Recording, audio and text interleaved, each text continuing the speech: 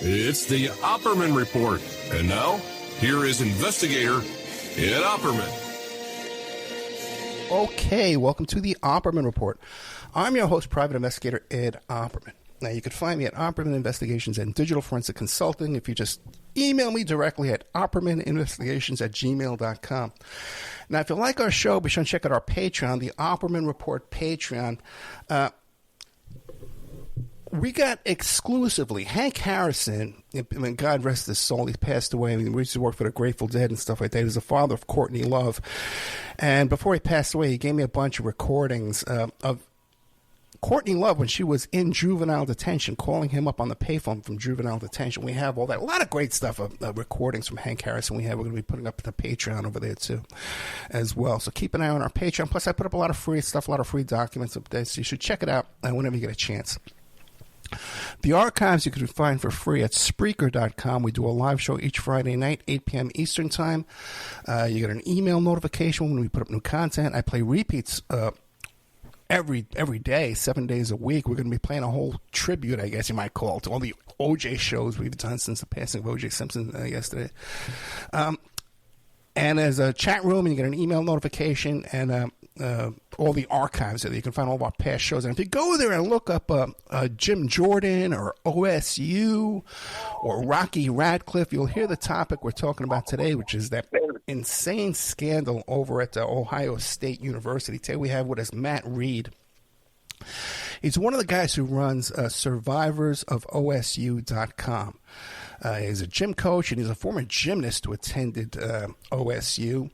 And in order to keep all this stuff going, too, they have a GoFundMe. Everybody thinks these guys raise, they got all these settlements, man, but they're few and far between. And so to keep this awareness going of survivorsofosu.com, there's a fundraiser by Matt Reed, Ohio State alumni, on GoFundMe. So you could find that there. So, Mr. Matt Reed, are you there? Yeah, hi, how are you? Matt, thank you so much for coming on the show. We've been chatting a while, and then we had all kinds of different travels we had to do and all kind of stuff to get together here. But before we get into the whole OSU scandal and your involvement in that and survivorsofosu.com, tell us about yourself. Who is Matt Reed? So I'm a 52-year-old father and small business owner, and just a normal guy, just making my way through life, and nothing wild and crazy or special. And you live in Ohio, and I know you have like an adult daughter, I suppose, right? You're in San Antonio. Yeah, my daughter's a teenager, so I'm having a lot of fun going through those stages of teenage adolescence. She's a good kid, very, very intelligent, and she has definitely got a mind of her own, and I feel like I've done very well in that aspect of parenthood. I hear you, man. The audience knows very well. My daughter just graduated college. She got a great job, 23 years old. But those are the adventures, man. I tell you, and you know what? When they're gone, you miss them. All those little things you complain about, you miss later on. Yeah, I can see it coming. So, Matt Reed, survivorsofosu.com. How did you get involved with this whole OSU story? What's your involvement with this? So I was a gymnast at Ohio State, and obviously this was blown up. We had a whistleblower come out and tell the story. Ohio State decided to do an investigation. Did a Perkins Coie, hired a law firm for like $6.2 million to go out and verify whether this story was true. And I'm watching it on the news going, I'm involved in this story. And I guess it's pretty easy to understand that as survivors, we repress a lot of our feelings, emotions, and once you push it out of your mind, you can move forward with life. And that's what all of us did, basically. I have 15 of my teammates still currently involved in the lawsuit, and I am as well. And we never spoke about it, not one time. I mean, it was kind of a running joke that Strauss was creepy doctor dude, but overall, we we never really talked about it. So we repressed those emotions. I see it on the news, and I'm like, you know what? I'm in this. And then I decide to talk to a couple other guys, get involved with the lawsuit, and then Ohio State starts lying about it. I was like, you know what? That's bullshit. So it's time to step up and expose the story. So that's kind of what I've been doing for the last 4 years. We've been in the lawsuit for like 6 years now, and Ohio State still fights us. It's crazy. Yeah, most people don't realize that. They kind of think, well, this story's so old. It must be all investigated and settled by now, and all these guys are, everyone's happy, you know, and it's all solved now, right? But not at all, right? but we'll get to that. Yeah, we'll get to that. Let's start, because you mentioned that OSU had hired this law firm. And at one point they were claiming they were independent, but now they're also, this law firm says that they represent OSU. For $6 million to look into this, but they never contacted you, did they? No, I was never contacted by Perkins Coie. A few of my teammates were, and it's crazy because Ohio State hired them. They found that the story's true. We had a couple presidents apologize to us in board meetings. Christina Johnson came out, and I actually have her quote that says, Strauss's actions were a betrayal, and the university's failure to act at that time remains unacceptable. We also had former President Drake promise us OSU would do the right thing, and both those presidents are no longer with the university. They're on their third one since we've been in this lawsuit. But this Perkins Coie report now, OSU in court has asked the judge to not allow it. And we're sitting there going, you just used taxpayer money to prove it's true. Now you are going to say it never happened? Because OSU is trying to not deny it. It's insane. Wait, that's interesting. They pay $6 million to have themselves investigated. And now they're telling the court, well, we don't want that investigative report to be used in court. What is their reasoning behind that? What's their motion, their theory? I wish I knew. Like, I love Ohio State. I was born and bred to be a Buckeye from the time I was a kid. And I finally made it, you know, to that level, the collegiate gymnastics scene, like with Olympic coach Peter Corman. Like, we were, once you get there, I mean, your whole goal is to make that Olympic level, make that team. And I obviously got hurt a lot, so I didn't get there. I had a teammate, actually two teammates that made it, which was super cool. But to understand why Ohio State does what they do right now, and I mean, they basically treat us like dirt, and they lie to the public. And I have a whole new outlook on what the Board of Trustees actually do at Ohio State, because it's not about protecting the athletes or the students. I mean, they're purely about making money. Mm-hmm. And they do a good job at making money. So true, man. You're in your 50s. I'm in my 60s. I'm 62. And, back in the 70s and the 60s, college wasn't like this big money operation like it is today, man. You could go and get a part-time job and put yourself through college, man, back in the old days. And now you got to take out a loan bigger than your mortgage. Yeah. But that brings up the question, because you're a college athlete, you're a high school athlete, gymnast. Did they come recruit you? How did that process take place? Yeah, the recruiting was kind of interesting. Because I was injured a couple years, my junior and senior year in high school, so I dropped down the list. And I was recruited by Penn State, Michigan State, and the Olympic coach was Ohio State. And being born in Ohio, I mean, that's where I wanted to be. Mm-hmm. Got scholarship offers from Penn State and Michigan State, but my parents supported me. I had the best parents in the world. And, without their support, there would have been no way I could have made it here.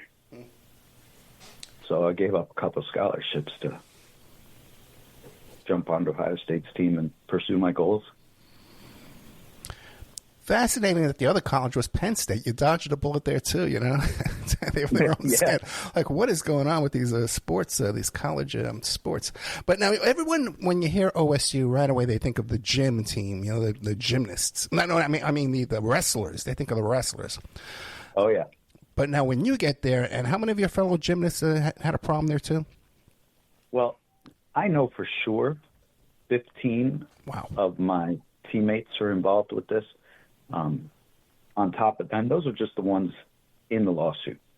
There's other gymnasts that chose not to jump in because they just don't want the stress. I met with a former gymnast that was about 10 years older than me. He was a judge. He's known me since I was a kid.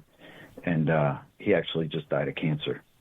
And when I was in his hospital room, he asked, you know, how you doing? What you been up to? I tell him this Ohio State crap. Mm-hmm. And he said, you know, I'm going to die in like 2 days, but keep up this fight because I'm in your group. I was like, holy shit. I didn't realize that. I mean, you know, it went on for 20 years, but when you know it's people that you've been in contact with since you were a kid, it gives you a whole new outlook on the story. Well, when you show up down there, were you hearing rumors already? What was your experience like? We don't need to get graphic about what your personal experience was, but, you know, family show. But the thing is, when you show up there, you start hearing rumors? Like, what's going on? Yeah, the first day you go in there, like, you've got the older juniors, seniors saying, hey, we'll see who Strauss's favorite is. We see who stays in there for the longest physical. And so they get you nervous right from the beginning. And I guess when you look at it from this big picture, Ohio State groomed this doctor and allowed the doctor to groom us for 20, 30 years. I mean, they knew about it. The bigwigs knew about it. I know that in court, we just sent in our subpoenas, our first 5 subpoenas. The people involved with these subpoenas, Archie Griffin, head wrestling coach Russ Hellickson, athletic director Andy Geiger, and Les Wexner. All very big, powerful, important people. And the first thing Ohio State does is they go to the judge and say, no, we can't allow that. It's like, why? We want the truth. Why can't you allow it? So I guess we're waiting to see what the judge is going to do with that. But, yeah, when you start pressing the buttons to bring forth the powerful people that know the truth, it brings up a lot of attention.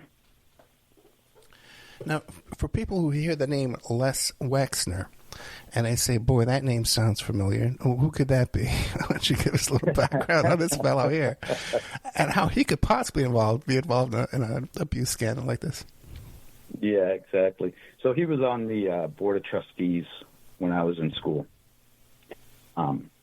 Obviously, Les donates billions of dollars to Ohio State University. His name's all over all the hospitals, Wexner Medical Centers and whatnot.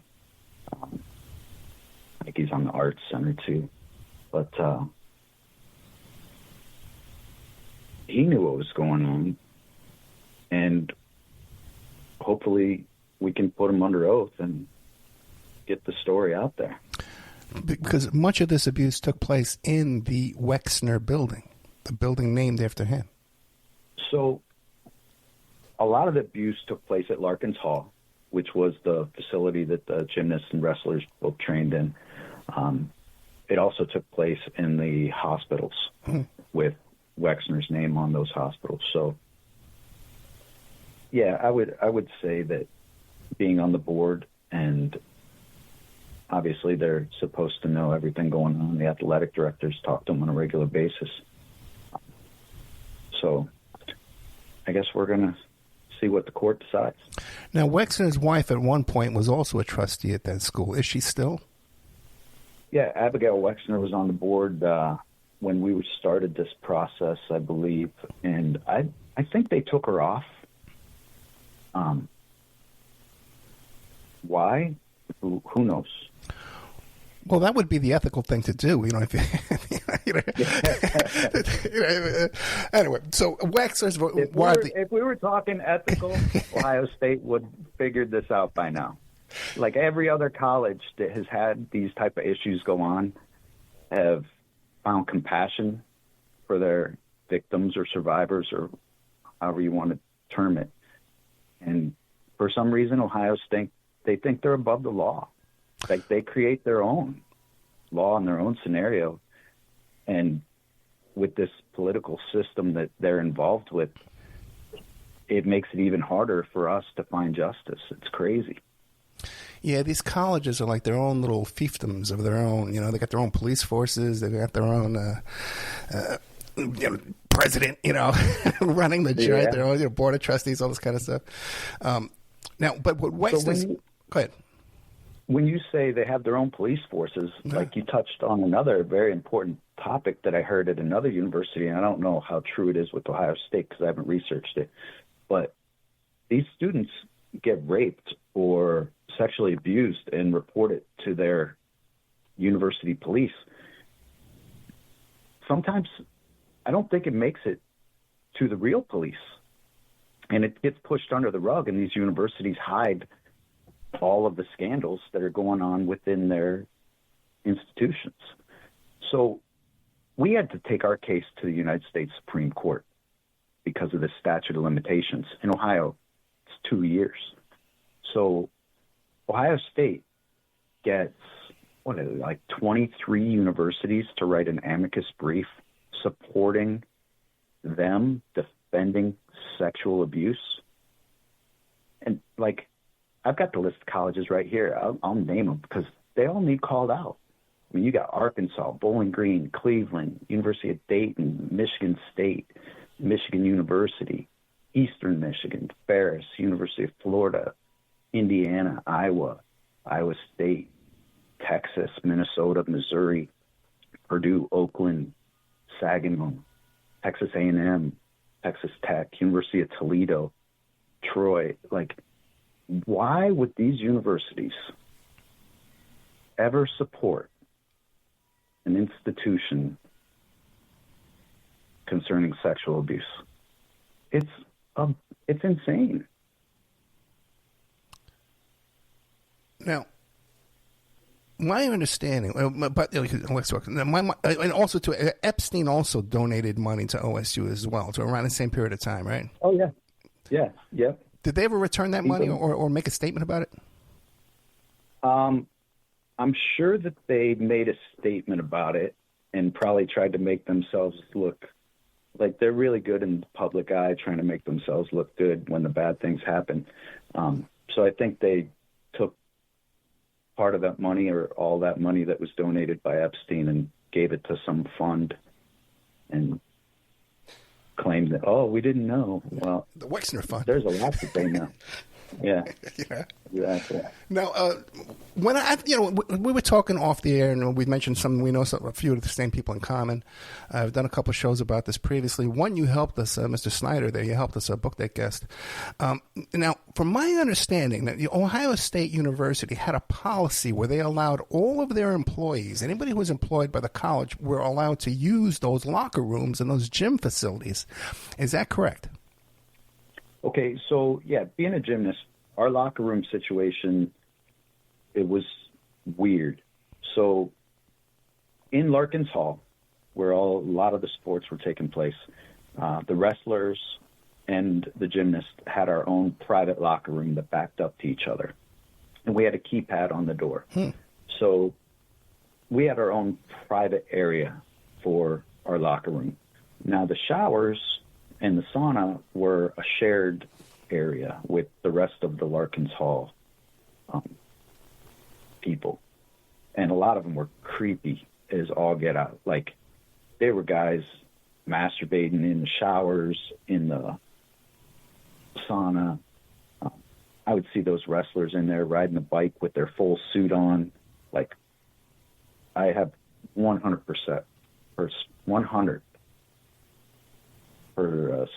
respect for those wrestlers. They grind hard. And seeing them there sweating with these weirdos watching them, it was crazy. It was I don't even know how they allowed it. Now, what's even worse is Doc Strauss had a locker in our locker room. The university allowed him to have a private locker in the gymnast locker room, in the wrestler's locker room, in the swimmer's locker room, and that guy came and went with free reign. He was around us all the time.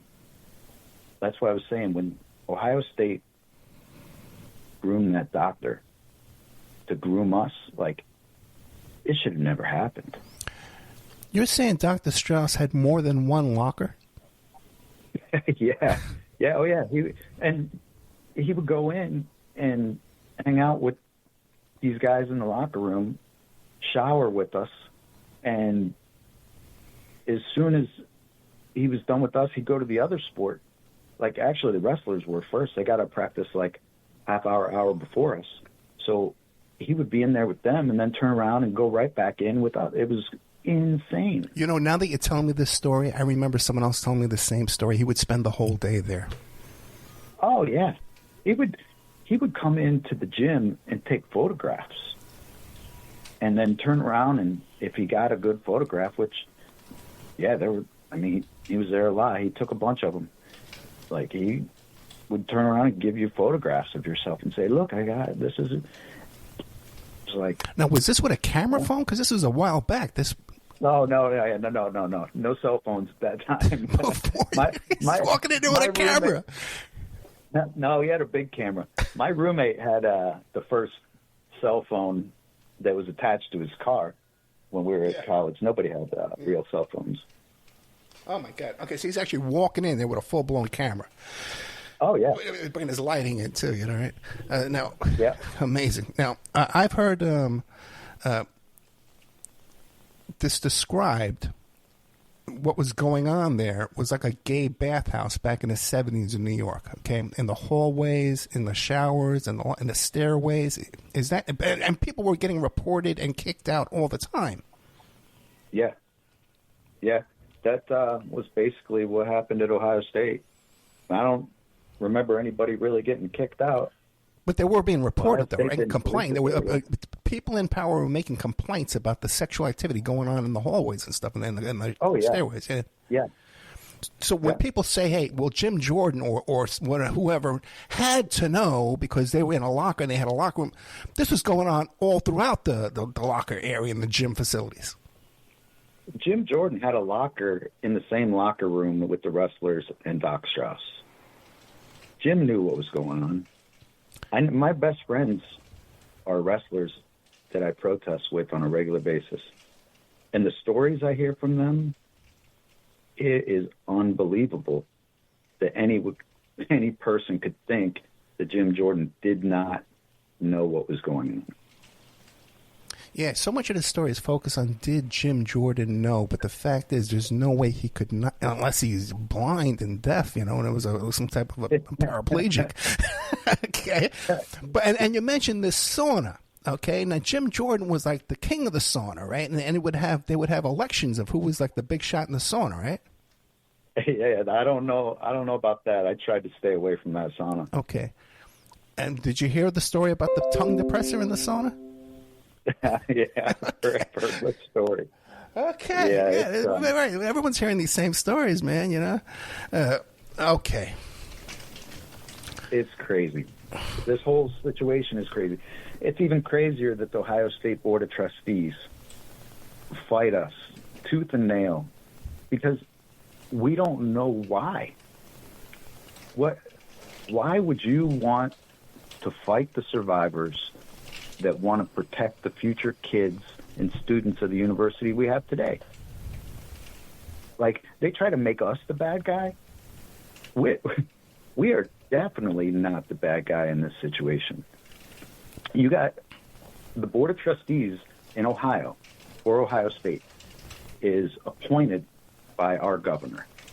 So Mike DeWine appoints, I think he's appointed most of the people on the board at this point. So why hasn't he stepped in and done anything for us? I mean, you've got Jim Jordan, who's in a political position, who could turn around and help us out. We could get investigations by the Congress or the U.S. Senate. Like, Michigan State's girls got Senate hearings. Why doesn't anybody step up and help us out? It's crazy. Yeah, right. And someone like Jordan could run with this. The hero taking down Epstein pals, and stopping abuse. You could campaign on this kind of thing. If he were an intelligent man, he would have done that 2 years ago. But he'd have to say something about Wexner, and Wexner pours money into these people. Yep, you're going to have to fight the bigwigs. Yeah. You're going to have to fight the billionaires. When we started this process, I told my family and friends, and I'm telling everybody right now that's listening to this story, if I come up missing, it's not because I want to. Like, we've been told by other people at different protests that, make sure you watch your back. You don't know who you're going up against. Like, we know who we're going up against. And, yeah, we're going to watch our back, but people disappear every day. Do I want to be one of those people? No. But do I want the truth to come out? And do I want to see Ohio State become a better university? Yeah. I have a daughter. I'm going to do everything at all costs to protect these kids. And I mean, that's my living. I coach kids. Mm. So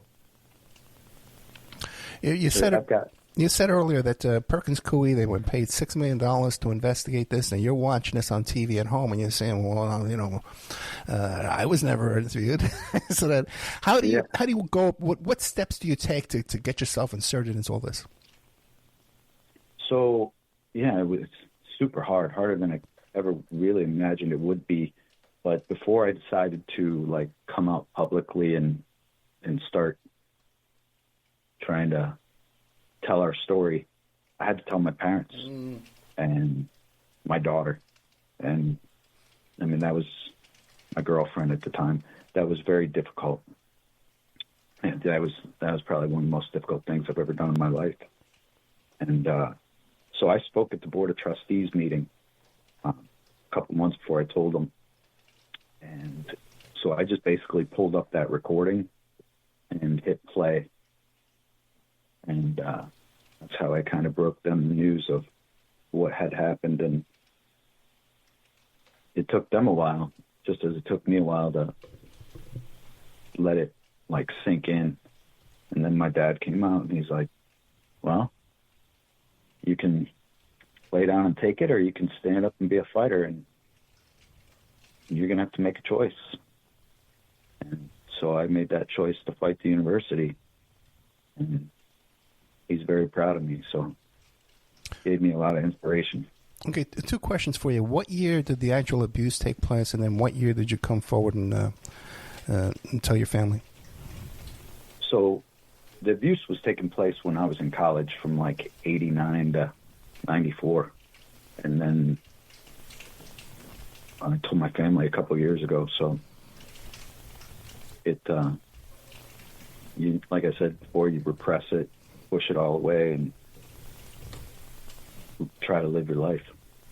Yeah, back in 89, 90, 94, we didn't have the Me Too movement. We didn't have Epstein on TV 24 hours a day with Netflix and all this kind of stuff. It was a different world back in those days.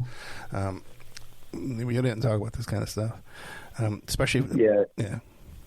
Those Michigan State girls that came forward, I've met a couple of them, and we protested with the University of Michigan guys as well, because they had 1,500 football players abused. It's absurd to think of all the crazy abuse that's happened and how these people are just trying to push it away.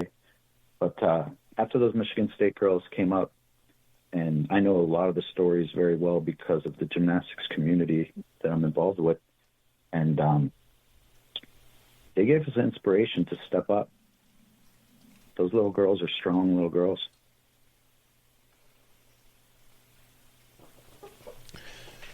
So you spoke before the board, and then what did you do? You went out and contacted an attorney? No, I actually jumped in the lawsuit before I spoke with the board. I jumped in the lawsuit and as a John Doe and kept my mouth shut and was just like, let's see what happens. And then when I heard the university starting to tell lies and just blatant lies to the public, I'm sitting there going, that's not true. Then who's going to step up and fight against them and say, you know what, you're lying? They've lied to the judge before, and it's insane. They went to the Ohio Congress and got them to throw out House Bill 249 that was meant to allow us to pass through the statute of limitations. So the statute of limitations in Ohio is 2 years. After somebody's raped or sexually abused, they don't come out within 2 years and fight their aggressor or accuser. I mean, if you look at the studies, it takes many years after that has happened to gain the courage to step up and go after it. So I decided with Rocky Ratliff, actually, that, it's time to take this to another level. So we actually went and met with the congressman a few months back, it was Congressman Bobby Scott of Virginia, about the Title IX statute of limitations. Right. And there is no federal statute of limitations. And as we were talking with his Title IX attorney, he's like, you know what? Something should be done about this. And anytime there's a lawsuit, it refers back to your state statute. Well, every state has a different statute. And then when you're in a federal court, they have to refer to a state. So it is something that we're under the impression that we might be able to help create a bill and create a federal statute. Well, real quick, in Ohio now, is the statute of limitations still 2 years after the incident? It is. That is so outrageous, man, because everywhere around the country, they're making it unlimited in many places, or at least 5 years after you turn 18. And even then, there are expert witnesses that all they do is say, listen, my client was so distraught and so traumatized by all this, they were in no condition to be seeking litigation within the 2 years or the 5 years, and they extend that. So it's outrageous that they still got a 2 year statute of limitations in Ohio. It's worthless. That's you can't get anything done with that. It's absurd. And then, so in our lawsuit, we get through the statute of limitations because it goes to the United States Supreme Court. And they're the ones that denied hearing the case to allow us to continue our case. So now we move forward back into this lawsuit, and I'm talking with Rocky, who's also an attorney, and guess who signs the documents to the court? Dave Yost. He's like our Attorney General for Ohio. Okay. So not only are we fighting Ohio State, we're actually, the state of Ohio is fighting us. You have the Attorney General that supports the university over the people of Ohio. I'm born and raised in this state, and my Attorney General thinks it's more important to support Ohio State over the people of Ohio. And that's mind-boggling. It really is, and this is these are charges that everyone is horrified by, and you can't find anybody in a poll say, "Well, no, I'm in favor of molestation. I'm in favor of sexual abuse. I'm in favor of exactly." You can't find anybody, but it's the laws around this are draconian, and they're in favor of the abusers. Now, I agree. You had mentioned earlier Title IX. Now, Betsy DeVos, when she was the education secretary there under Trump, made some changes to Title IX just for this that made it more difficult for people to make complaints against their abusers. Has that been reversed? Do you know anything about that? I'm not sure where that stands, but people need to investigate it. There's no doubt about that. It was done so quietly. I was like the only person screaming about it, Yeah. Just fascinating. I believe it. Nobody likes to discuss sexual abuse. It happens on a daily basis, and it gets brushed under the rug so many times. I've met, since we've been out protesting and, showing, who we are and what we're fighting for, I've had so many people come up to me and say, I was abused as a kid, or I was like, what? Some of these people I've known for years, some of them just pure strangers. And after protesting with the Michigan guys up at the University of Michigan, who John Vaughn protested in front of their president's house for 100 days outside in a camper. It was insane. He was like a pro football player.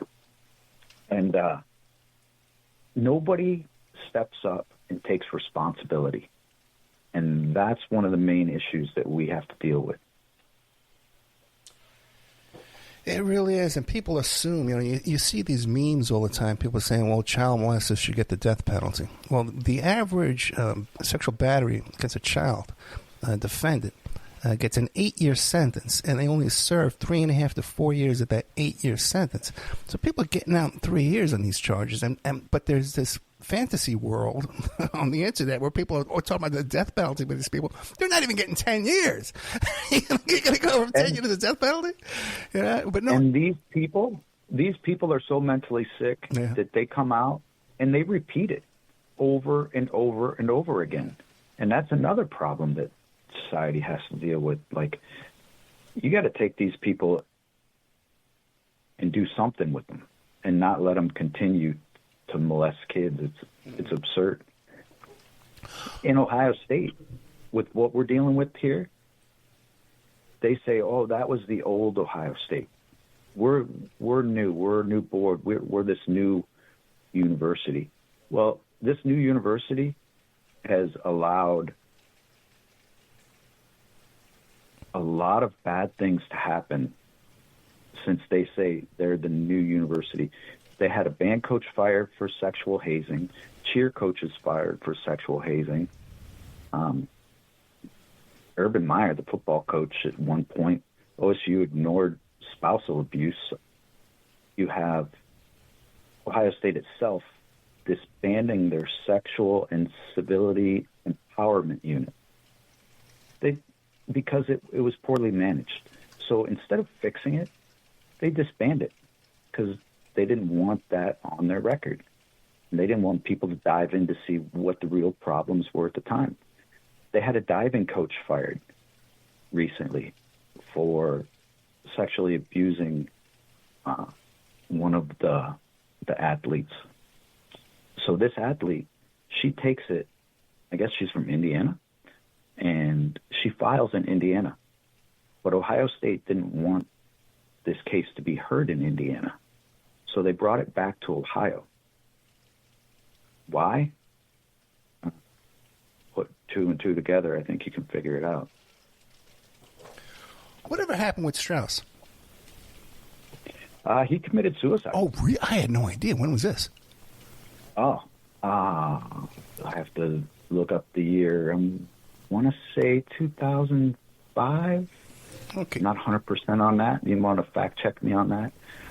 If you go to our survivorsofOSU.com website, you can see all this information, and I know it's on there. But, yeah, we encourage people to fact check everything we say because we're telling the truth. We're not trying to hide behind smoke and mirrors. What do you think it was about Strauss that they allowed this to go on without any kind of oversight whatsoever? 3 lockers and 3 different, bringing cameras into the locker room. That alone should get you fired, right? In 1994, you would bring a camera into a locker room. There's a lot of speculation, and this I can't say 100% for truth, but one thing that I feel potentially impacted Ohio State's concept of Strauss was he was a lead steroid doctor at the time. And I know that there were some Ohio State athletes getting juiced. So he could have used that leverage against them to keep his job. I'm not exactly sure. Ohio State had the balls to give him emeritus status at one point in time, after they knew that he was molesting athletes and other students. Like, you can't make this story up. This is crazy, absolutely crazy. Well, hopefully there's a documentary coming out on HBO with George Clooney. They've been talking about it for a while. And we can only hope and pray, man, that it's a decent documentary, because some of these things are just crap. The Netflix just over and over rewriting history. Yeah. It's disgusting. I personally know some of the guys that gave information to this documentary. I also signed waivers and going to be in the background. At the time, I was not ready to verbally speak about it. But the show has been reviewed by a few people, and from what I understand, they were very impacted emotionally, and I think it's going to be an amazing documentary. And when we get word on the actual release date, we're going to push it all over the place. But it's supposed to be coming out this fall. Gotcha. Well, we'll come right back. We'll have you come back when the show's out. Now, what's going on with the litigation today? I know some people, we've talked about some people off the air that they've gotten settlements, and they have to sign like an NDA. What's going on with the majority of the litigants today? Yeah, so litigation, I think we're over 6 years now, and so we're still in the initial discovery phase, and trial set for the end of 2025. Me personally, I want to see it go to trial. I want all of this to be exposed and, put it out there. We're going to do depositions on everybody involved, including Jim Jordan and some of these high-ranking officials. I want the truth out there.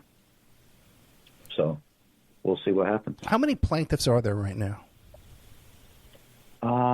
I believe there's about 238 still involved in the lawsuit. And the initial group of guys that took the settlement, for whatever reason, it's a hard thing to deal with. So I know some of them financially needed to just take the money and run. I know some of them were so emotionally impacted that they couldn't deal with it. So they just want to get as far away from it as possible.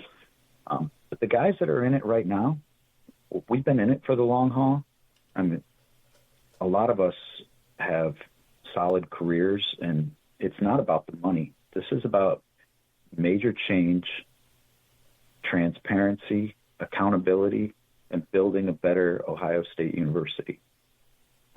One thing that we want when it comes to these reforms is we want a place where kids that are sexually assaulted to be able to report, and we want the university to be held accountable for this reporting center.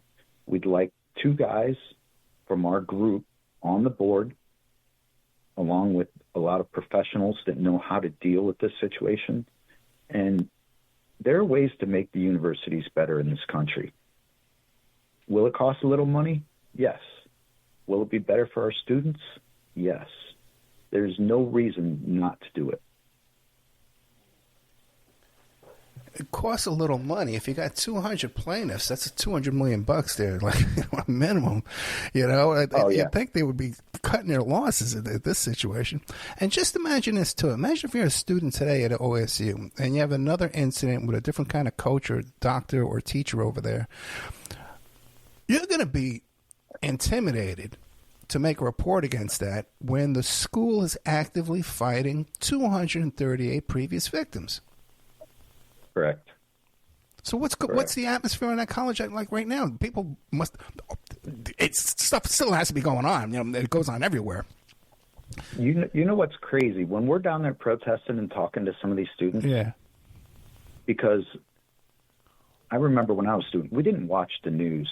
We were fully engaged in just growing up, doing our studies. We were athletes, so we were always in the gym. Mm-hmm. But a lot of these students, they don't even know what's going on. Ohio State has done so well to cover this up.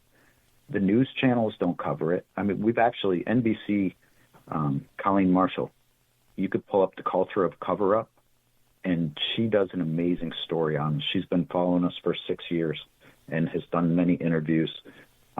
She's actually lost a lot of friends because she's supporting us. There's so many people that are brainwashed into this Ohio State culture that they just don't want to hear anything negative. So, I mean, it's it's like I said, this is a story. You just can't make this up. And OSU hasn't come forward and say, hey, here's an impartial, like a civilian review board where you can make your complaints against people. No. Ohio, I don't understand. Like, wouldn't that be the first step, why they do what they do? Yeah. We want to look like we have clean hands. We hired this Perkins Coie, $6 million, and even then we couldn't get them to write what we wanted them to write. Yeah. If somebody could tell me why they fight us so hard, if they could just step up and say, hey, like, we need to do the right thing. I mean, they say they want to do the right thing. They don't show or act that they've ever done the right thing. I guess that's a problem. Everybody can say what they want. But until you step up and actually do the right thing, it's going to continue. And I guess we'll see what happens in trial. But you're barely at the discovery phase after 6 years. So they're taking the long, long road on this, man. This isn't a quick, speedy trial. Have they made any kind of settlement offers with this latest 238 fellows? No. Yeah, they're going to drag this out forever. Now, what about this was all same sex, right? None of this was females. No, actually, there were a couple females involved in this as well. Okay, by Strauss? Yes. Really? Yeah. It's strange. It still, boggles my mind to think I'm even involved with this mess. Yeah, I can hear you. Yeah. Now, what about his friends, his family, his neighbors? Have any of them come forward and say, hey, man, this guy was doing this to the whole neighborhood? No, actually, I know that he had a son that's a doctor. I don't know where he practices. He's in another state. He's not in Ohio. And I don't think he even knew about it until this Perkins Coie report came out. I guess he was told the day before that it came out that his dad did this stuff. And, I feel sorry for him. So Strauss didn't even warn his own family that this was under investigation? I don't think so. Well, Strauss was dead at the time. Oh, okay. Because he committed suicide. But I think for his son to find that out from that Perkins Coie law firm, it probably was definitely unexpected on his side. And once again, the official Jim Jordan story is, hey, I didn't notice anything going on. Yeah, he'll be deposed. We'll see if he can tell the truth under oath. Because if you got 238 guys who all knew what was going on, he's like the only one who didn't see. Oh, if you pull up Adam DeSabato's record on, I think he was speaking to the Ohio Congress, and if you listen to him, it's so powerful. And I don't know if you can add it to this or not, but you need to look it up. That man laid it all out. And how long is it? We have video. It's like 2 or 3 minutes. Oh, that's perfect. Yeah, send that to me. We'll definitely add it. Yeah, I'll send that to you. So I want to add that the head wrestling coach, Russ Hellickson, is on video acknowledging that he knew what was happening. So for Jim to turn around and lie as much as he has about this just to try to save his own face, I think personally it's a wrong way to handle it. Like if you're a politician and you're trying to do the right thing and help the people that you were sworn in to protect, he needs to do a better job. Yeah, it's interesting. If you see the other things he's involved into this January 6th stuff, he's always behind Trump 100%. You know, who knows what other dirt they got on this guy to keep him under control. We're talking to Matt Reed, R-E-E-D. The website is called survivorsofosu.com. You could find Matt Reed on Twitter, too. I forgot to mention that. The Twitter is Reed's Rebels 17. And then there's a fundraiser on a GoFundMe, fundraiser by Matt Reed, Ohio State alumni. So you got all that information there. So, Matt, we got about a minute left. What would you like to leave us with? So I'd like everybody to check out our OSU Survivors website. I'd like you to email the OSU board your thoughts at board@osu.edu. What we need is for people to tell them that they are crazy and they need to acknowledge what's been going on, start to work for the students and the people that support the university, transparency, accountability, major reforms. Like, we need to get this place going in a positive direction and protect the kids, because it's not happening today. Yeah, well, what I'd like to leave the audience with is that right now, if you're a student at OSU, there really is no place for you to complain for what's going on, because you'd be crazy to stick your neck up and say, hey, this just happened to me, and expect some kind of positive result from contacting OSU. I say go straight to an attorney at this point, man. But even then, it seems like they're going to... What's that called? Dribble out the clock, right? Run out the clock. Yeah. So, yeah. Yep, run out the clock. Yeah. And we've got all the board of trustees on our website, so every one of them should be held accountable. All the businesses they work for should understand what this board is representing, because nobody likes sexual abuse.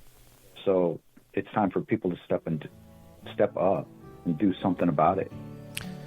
Matt Reed, survivorsofosu.com. Once again, the GoFundMe is a fundraiser by Matt Reed, M-A-T-T-R-E-E-D, Ohio State alumni. Matt, thank you so much, my friend. Thank you. I'll talk to you soon. Good night.